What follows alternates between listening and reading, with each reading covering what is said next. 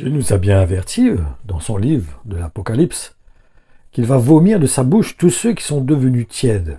Donc, cela concerne bien sûr ceux qui ont goûté au Saint-Esprit. Parce qu'en effet, pour devenir tiède, il faut déjà être bouillant, avoir été bouillant.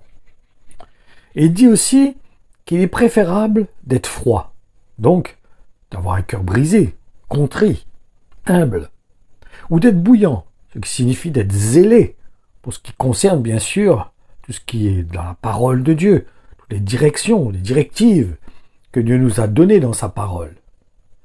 Et en réalité, le point central de cet avertissement dans l'Apocalypse, c'est que nous avons besoin de considérer le témoignage du Saint-Esprit dans notre cœur. Et il est bon de voir justement ce que Jésus-Christ a exprimé dans cette parole. Elle se trouve dans le livre de l'Apocalypse, au chapitre 3, et dans les versets 15 à 20, où il nous dit « Je connais ta vie, tu n'es ni froid ni bouillant, comme je voudrais que tu sois l'un ou l'autre. Mais puisque tu es tiède, c'est-à-dire ni froid ni bouillant, je vais te vomir de ma bouche. Tu prétends, je suis riche, j'ai fait des affaires, j'ai amassé des trésors, je suis arrivé. J'ai tout ce qu'il me faut. Mais tu ne te rends même pas compte à quel point tu es misérable et pitoyable. S'il y a quelqu'un qui est pauvre, aveugle et nu, c'est bien toi. C'est pourquoi je te donne un conseil. Achète chez moi de l'or purifié au feu pour devenir réellement riche, des vêtements blancs pour te couvrir, afin de ne pas laisser apparaître ton indécente nudité, et un collier pour oindre tes yeux, afin que tu vois clair. Ceux que j'aime, je les reprends et je les éduque sévèrement. Secoue donc ton indifférence, ranime ton zèle et change. Me voici debout devant la porte, je frappe. Si quelqu'un est sensible à mon appel et s'il ouvre la porte, j'entrerai chez lui, nous dînerons en tête à tête, moi près de lui et lui près de moi. Ceci donc est dans l'Apocalypse, au chapitre 3, des versets 15 à 20. Ma conclusion, nous voyons au travers de cet avertissement que nous avons besoin de tendre l'oreille au Saint-Esprit. Et nous ne nous trompons pas, parce que pour l'entendre, il faut être dans la démarche d'un disciple, et cela va nous demander de mourir à nous-mêmes, ce qui signifie donc de faire la volonté de notre maître avant la nôtre. Donc c'est important de considérer ce que Jésus-Christ a communiqué à l'apôtre Jean, et qu'il a écrit donc dans le livre de l'Apocalypse, que Dieu va rejeter tous ceux qui sont tièdes. Ça veut dire tous ceux qui sont indifférents à la grâce de Dieu, indifférents à l'appel de Dieu, à l'œuvre que l'Esprit a créée en eux, a suscité en eux ce désir, cette soif d'accomplir la volonté de Dieu, et qui sont devenus passifs. Ils ont laissé l'esprit du monde tiédir leur cœur et les emmener dans un laisser-aller, à ne plus considérer la volonté de Dieu comme au départ, comme le jour où l'Esprit de Dieu a brûlé dans leur cœur. Il y a un jour où Dieu, à notre conversion, où Dieu a rempli notre cœur du Saint-Esprit, cela a produit en nous un zèle, cela a produit en nous une soif, une détermination, un but à atteindre, comme une course que nous avons prise. C'est important que ce feu, ce zèle, soit constamment en nous, que nous puissions l'entretenir. C'est pour ça que dans la parole de Dieu, il dit que Dieu n'éteint point le lumignon qui fume encore. Il ne brise pas le roseau qui est courbé. C'est important pour nous de comprendre que Dieu peut arriver qu'il frappe à la porte de notre cœur. Beaucoup pensent que ce verset concerne les gens qui n'ont pas encore connu Jésus-Christ, mais c'est faux. Ce verset, le contexte de ce verset parle aux chrétiens, aux enfants de Dieu. Parce que beaucoup d'entre nous, nous sommes captivés par, au bout d'un moment, nous sommes zélés. Au départ, nous sommes zélés quand nous avons goûté à l'Esprit de Dieu dans notre cœur. Il y a un zèle qui est produit en nous. Mais après, c'est la persévérance, bien souvent, que nous n'avons point.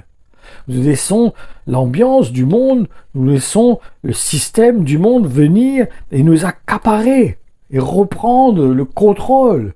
Nous laissons cette influence nous captiver, nous envelopper et nous emmener à devenir tièdes dans nos cœurs. Faisons attention parce que c'est cela que Dieu dit qu'il rejettera de sa bouche ce genre de comportement. Et qu'est-ce que ça emmène? Ça veut dire, ça emmène cette attitude que nous avons lue, où nous disons, ben, Dieu m'a béni. Oh, je suis bien, Dieu m'a béni, Dieu a pris soin de moi, il m'a guéri.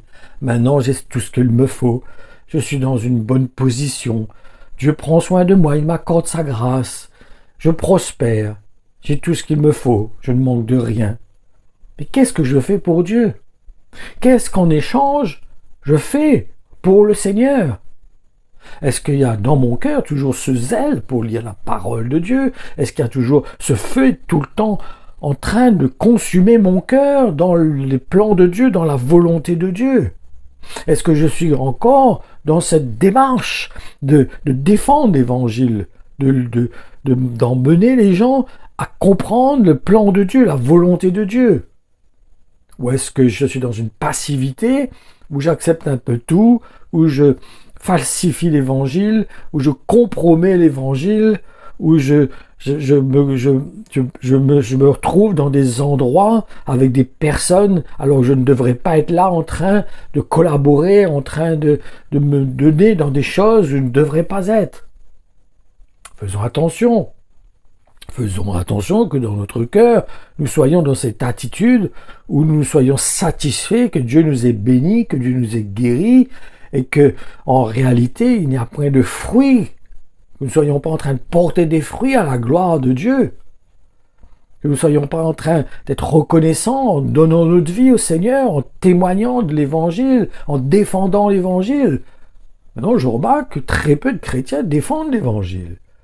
Au contraire, bien souvent, certains sont en train de pactiser avec le monde. Ils acceptent des choses qu'ils ne devraient pas accepter, comme les fêtes de Noël, comme beaucoup de choses qui sont actuellement et qui ne sont pas de Dieu, qui sont du monde, que le monde a pris possession. Et les chrétiens, beaucoup, sont en train de se donner à cela, acceptent cela. La parole de Dieu dit que quand une prostituée quelqu'un qui se marie avec une prostituée, il devient un avec la prostituée. À partir du moment que nous acceptons que nous ne prenions pas une position vis-à-vis d'un péché, vis-à-vis d'une situation que Dieu est contre, quelque part, nous unissons avec cela. Si nous ne prenons pas position vis-à-vis, par exemple, de l'Église catholique qui est en train de bénir les mariages homosexuels au travers des fêtes mondaines, même Noël qui est devenue une fête mondaine qui n'a plus rien à voir avec le moyen de glorifier Dieu en témoignant de la naissance de Jésus-Christ qui est mort sur la croix. Et même cela, la parole de Dieu, quand les anges sont venus voir les disciples et qu'ils leur ont dit « Mais pourquoi? Qu'est-ce que vous regardez? Vous n'avez pas regardé. Christ, de la manière qu'il est monté au ciel, redescendra de la même manière. » Donc comprenons que l'important pour nous, c'est de vivre la vie chrétienne. C'est que nous puissions être tout le temps à l'œuvre dans notre cœur. Que nous soyons ouverts constamment à l'écoute du Saint-Esprit. Que le Saint-Esprit puisse nous utiliser à n'importe quel moment. Que nous puissions être conduits par lui.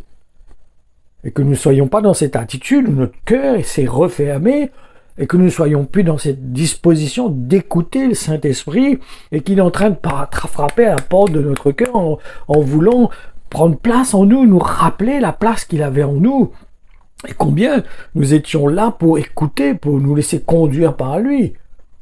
Et est-ce qu'il a toujours cette même place? Est-ce que nous sommes toujours dans cette disposition de l'entendre, de l'écouter, de nous laisser conduire par lui, de nous mettre à part, de discerner où nous devons être et dans quoi nous avons le droit de quelque part collaborer ou nous positionner. Le Seigneur veut nous utiliser. Dieu veut qu'on soit la lumière du monde. Dieu ne veut pas que cette lumière soit mélangée et qu'elle devienne même ténèbres. On a besoin d'être la lumière du monde. Donc, je vous encourage à vous disposer. Et pour cela, il ne faut pas se tromper. Il faut que la parole véritable revienne dans notre cœur. Cette parole qui nous bouleverse, qui nous confronte,